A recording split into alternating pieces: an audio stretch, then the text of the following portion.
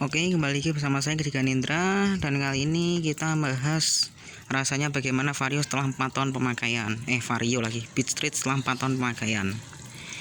Kalau kita udah pernah bahas gimana Vario rasanya setelah 8 tahun pemakaian, kita bahas Honda Beat Street setelah 4 tahun pemakaian. Ini sebenarnya Beat Street tahun 2017, cuma NDK-nya tahun 2019 karena ya belinya second. Jadi plat nomornya itu 2024 habisnya. Motornya masuk tahun ke-7 baru ganti plat nomor. Pertama-tama mau saya bahas itu adalah tentang rasanya setelah 4 tahun seperti biasa. Ya, rasanya masih enak, belum ada tanda-tanda kerusakan di mesin. Larinya masih bagus seperti baru. Ya, seperti standarnya Beat lah. Larinya seperti yang Anda tahu Beat itu seperti apa larinya. Dan komponen-komponen elektronik di sini juga masih bagus, gak ada yang rusak. Pokoknya durable semua lah Beat ini. Nah, untuk oli juga sesuai rekomendasi Honda, olinya Honda MPX. Ini coba saya nyalain ya. Nih kuncinya seperti ini ya. Kan kita udah pernah bahas, jadi tahu lah mestinya kalau udah nonton vlog saya review Beat Street yang udah saya buat sekitar 1 bulan 2 bulan yang lalu. Ini saya startup ya. Tuh, speedometer juga masih berfungsi dengan baik. Kilometer juga masih 13.000. Ini pendek banget kan kilometernya. Belum pernah saya nemu motor bekas tapi kilometernya masih segini. Jarang nih saya nemu sini. Saya startup, tapi nunggu dulu biar nggak berisik. Nah, ini saya startup sekarang. Nah, kurang lebih seperti itu suara mesinnya. Masih halus kan, seperti kebanyakan Beat. Nah, seperti itu suaranya. Ini juga pendingin angin juga masih kencang, masih berfungsi juga dengan baik. ACG starter juga masih berfungsi dengan baik, nggak ada yang aneh. Belum ada kebocoran atau apa. Konslet juga belum ada. Aki juga udah pernah ganti sekali karena akinya soak, nggak tahu kenapa. Set stand switch juga masih berfungsi dengan baik. Ini saya standarin ya. Nah, set stand switchnya masih berfungsi dengan baik. Oke. Mungkin banyak yang penasaran ya, gimana sih kelebihannya dan kekurangan Beat Street ini di mata saya. Oke, di mata saya Beat Street ini kelebihannya dulu ya. Kelebihannya itu untuk motor matic ini harganya cukup terjangkau. Harga baru Beat ini 13 juta, 17 juta.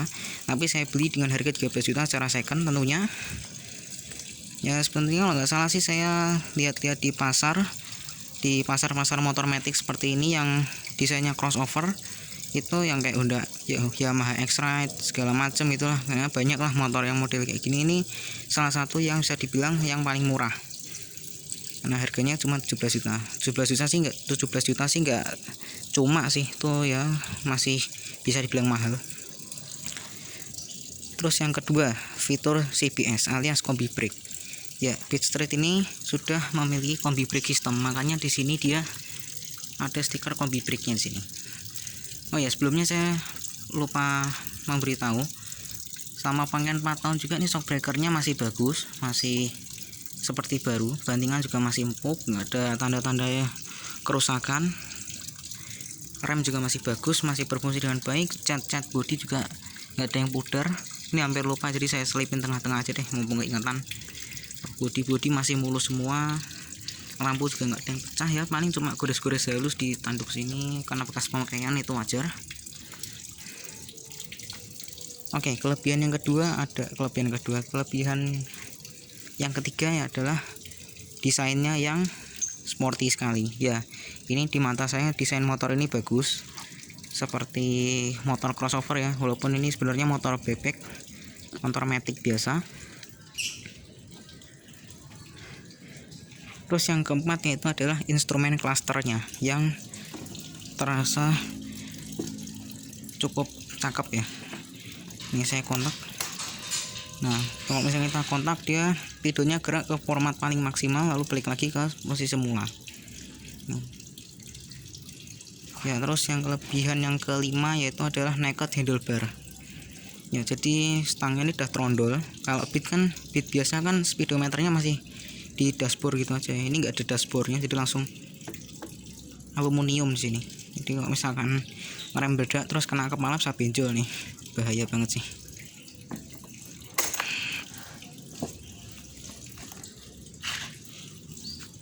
Terus yang ke-6 ya mungkin ya, mesinnya sangat irit ya. Mesinnya sangat irit, tapi juga larinya juga bisa dibilang nggak malu-maluin, walaupun bukan yang terkencang juga.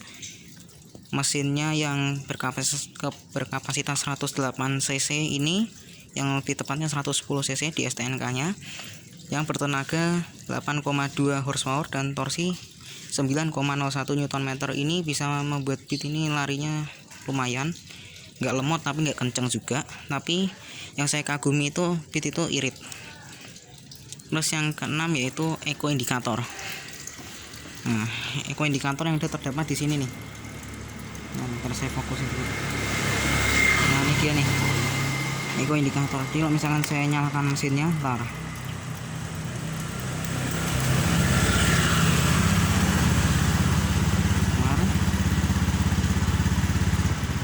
oke, saya gas sedikit. Nah, tuh warna hijau di sini. Ya, kurang lebih seperti itu kelebihannya. Lalu apa kekurangannya? Yang pertama, kekurangannya adalah joknya tipis ya. Jadi kalau misalnya kita dudukin itu rasanya keras ya. Walaupun ini kayaknya empuk nih ya, dipegang tuh kayaknya empuk, tapi karena dia punya kontur yang kecil dan tipis, jadi kalau misalnya kita dudukin lama-lama mulai terasa kerasnya. Terus yang kedua, plastik joknya tuh agak tipis ya. Rangka joknya tuh kan terbuat dari plastik, dalamnya ini tuh plastik, dan itu plastiknya sangat tipis. Jadi kalau misalnya saya buka bagasinya,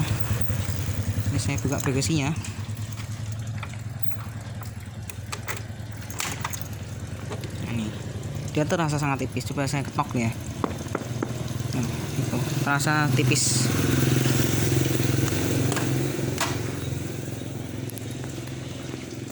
Terus apa lagi ya? Nah, ini yang di mata saya sih. Yang di mata saya itu adalah kekurangan bagi saya selanjutnya. Itu adalah sistem elektronik ya, sistem elektronik juga sih, lampu-lampunya ya. Lampu-lampunya tuh terkenal Honda itu motor maticnya itu lampu-lampunya nggak terlalu awet. Jadi kadang saya juga nemuin di jalan itu lampu besarnya udah ada yang mati, lampu sennya mungkin ada juga yang udah mati gitu. Lampu belakangnya juga nih, kadang lampu rem kadang juga suka mati. Mohon jangan salfok sama ini mata kucing bukan lampu rem. Nah, ini lampu rem kadang juga suka mati gitu. Terus apa lagi ya? Oh ya, instrumen cluster ya. Walaupun seperti yang saya sudah bilang tadi, instrumen clusternya kelihatan keren gitu ya, karena udah dipadukan dengan stang trondol. Tapi ketika kita kontak dan kita lihat lagi, kelihatan terasa simpel sekali. Gak ada pengaturan auto tripnya. Aslinya dia ada auto tripnya. Di sini ada tulisan total ini sebenarnya ada tulisan trip A dan B. Nah, mungkin di varian luar ada yang ada trip, ada pengaturan tripnya juga A atau B. Ya gitulah, pokoknya intinya terasa simpel. Ini cuma speedometer kotak gini, kecepatan, indikator, feel meter dan juga odometer. Ya gitu aja, nggak ada kurang, nggak ada lebih.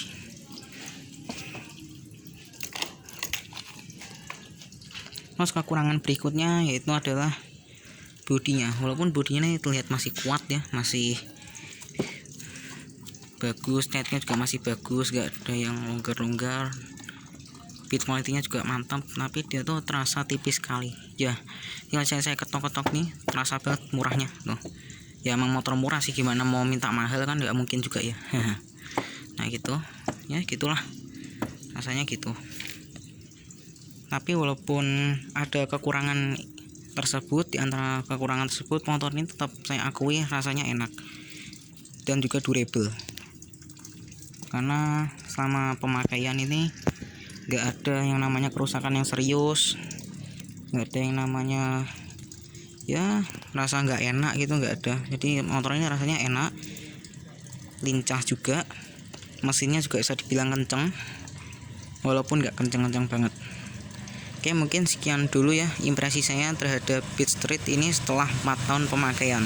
Jangan lupa like buat yang suka dengan video ini, dislike saja jika tidak suka, dan jangan lupa komentar di bawah bagaimana Beat ini